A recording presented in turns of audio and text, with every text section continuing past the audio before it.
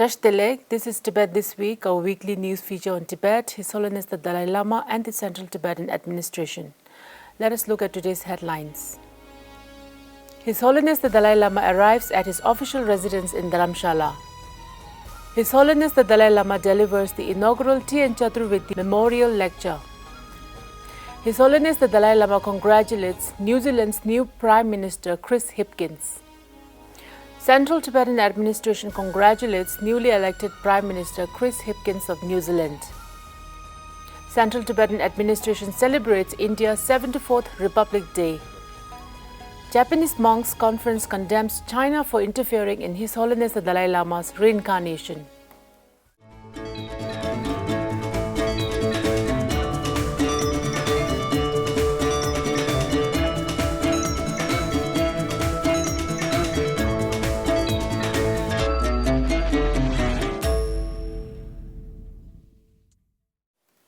On Monday this week, His Holiness the Dalai Lama arrived at his official residence in Dharamshala, via Delhi, after a month-long sojourn at Bodh Gaya. Sikyong Penpa of the Central Tibetan Administration and Deputy Speaker Tsering and representatives of various organizations received His Holiness with reverence at Gagal Airport. Safely. Last, I think, at least 1 month. more than 2 months. 1 month. One month. More than 1 month. More than 1 month, you see, meeting with people and carry 1,000-year-old India's sort of message of Karuna, message of Ahimsa.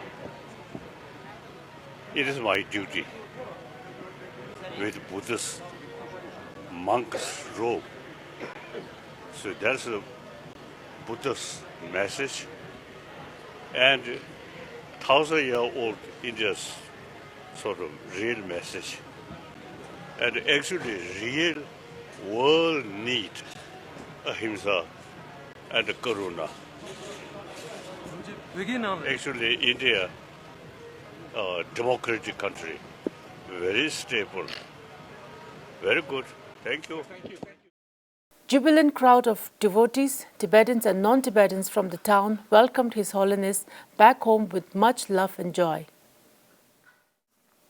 His Holiness the Dalai Lama was invited to the Indian Institute of Public Administration, where he had been invited to give the inaugural Chaturvedi Memorial Lecture on Saturday last week. His Holiness spoke on Karuna and good governance, and in his speech he said, "When we talk about Karuna and Ahimsa, we are not thinking of the differences between us, but rather ways in which we are the same. Where there is Karuna, Ahimsa naturally comes about. When you have Karuna within, it gives you inner strength and self-confidence. And on that basis, you can see other human beings as your brothers and sisters." Chaturvedi was a distinguished member of the Indian Administrative Service. Following his retirement, he served as Controller and Auditor General of the India and later as Governor of Karnataka. Members of the Chaturvedi family, Director General of IPA, S.N. Tripathi, Deputy Director of the Nehru Memorial Museum and Library, R.K. Mishra and others received His Holiness at the Memorial Lecture. His Holiness the Dalai Lama wrote a letter to congratulate New Zealand's new Prime Minister, Chris Hipkins, for being elected for the leadership position, replacing the outgoing Prime Minister, Jacinda Ardern, after she announced her resignation recently. His Holiness wished the new Prime Minister every success in meeting the challenges that lie ahead in fulfilling the needs and aspirations of the people of New Zealand. His Holiness the Dalai Lama on Tuesday wrote to the outgoing Prime Minister of New Zealand, Jacinda Ardern, following her decision to step down from the Prime Minister leadership. In the letter, His Holiness expressed his appreciation for the exemplary leadership shown by the Prime Minister Ardern during the challenging times. His Holiness further commended her for endorsing compassion in response to the tragedy of the mass shooting that took place in March 2019. Sikyong Tsering, the democratically elected leader of the Central Tibetan Administration, wrote to the newly elected Prime Minister Chris Hipkins of New Zealand, congratulating him on his election as the 41st Prime Minister of New Zealand. In a letter addressed to Prime Minister Hipkins, Sikyong expressed his gratitude to New Zealand for graciously hosting His Holiness the Dalai Lama on multiple occasions since the 1990s. Moreover, he thanked the government and people of New Zealand for sheltering the Tibetan diaspora community and forging a strengthened network of support across both political and social spheres to support the Tibetan cause and the Tibetan people. He further added, "Under your leadership, we hope that New Zealand will reaffirm its long-standing support for Tibet and devote greater urgency to the deteriorating situation there." The Deputy Speaker of Tibetan Parliament in Exile, Tsering also congratulated the new Prime Minister of New Zealand. On Thursday this week, the Central Tibetan Administration organized a brief ceremony to celebrate the occasion of India's 74th Republic Day.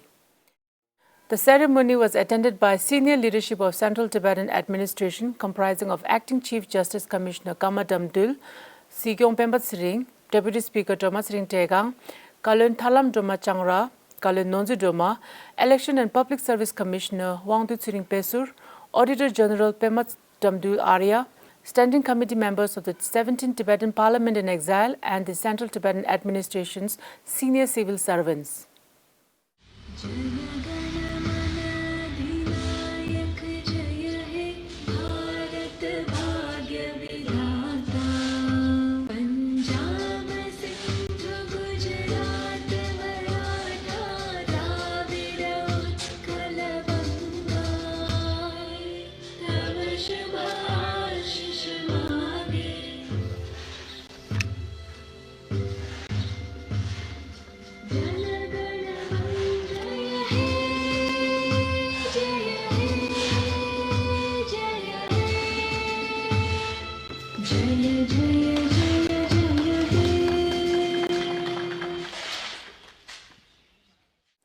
Speaking to the media after the celebration, Sikyong Penpa Tsering said, "Without the help and support of the government and people of India, we would not be where we are today.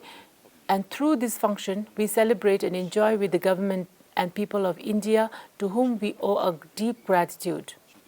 Sikyong also said, "As we enjoy today's celebration, we also long to return to Tibet and have a celebration that every Tibetan can be part of and be proud of."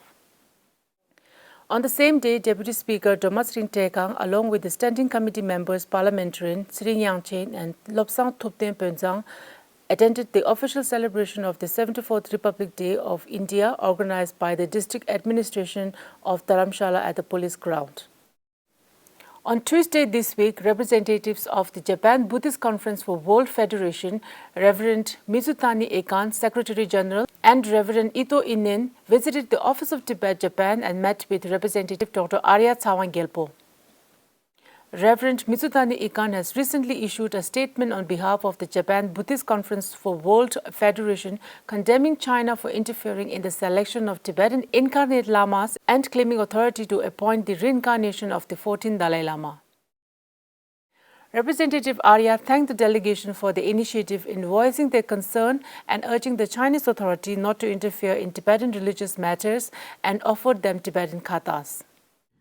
Yes, recently Japanese Buddhist Conference for the World Federations, they have issued a statement in which they have condemned the Chinese communist governments, saying that they have been doing a lot of religious repressions and violating the human rights in Tibet, but at the same time they say that they have authority to select the reincarnation of Dalai Lamas.